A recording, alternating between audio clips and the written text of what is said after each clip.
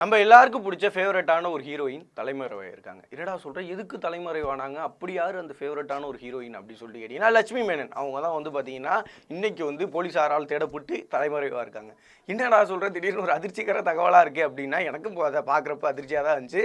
கேரளாவில் வந்து பார்த்தீங்கன்னா, எர்ணாகுளம் அப்படி சொல்லிட்டு இருக்கிற ஒரு ஏரியாவில் வந்துட்டு பார்த்தீங்கன்னா, ஒரு மதுபான விடுதியில் ஒரு மிகப்பெரிய ஒரு பிரச்சனை வந்து நடந்திருக்கு. அந்த பிரச்சனைகள் வந்து பார்த்தீங்கன்னா, இந்த சைடில் வந்துட்டு லட்சுமி மேனன் அண்ட் அவங்களுடைய ஃப்ரெண்ட்ஸ் அந்த டீமில் வந்திருக்காங்க. இன்னொரு சைடில் ஐடியில் இருக்கிற ஒரு சில ஃப்ரெண்ட்ஸ் எல்லாம் வந்து இருந்திருக்காங்க.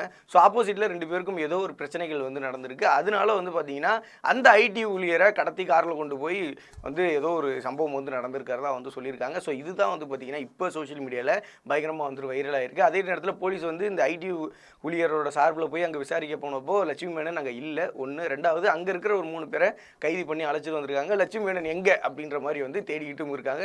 ஸோ எக்ஸாக்டான சம்பவம், எக்ஸாக்டான நியூஸ் அப்படி என்ன அப்படின்றது வந்துட்டு இதுக்கப்புறம் தான் போக போக வந்துட்டு தெரியும். ஓவராலாக லட்சுமி மேனன் ஏதோ ஒரு பிரச்சனையில் மாட்டியிருக்காங்க.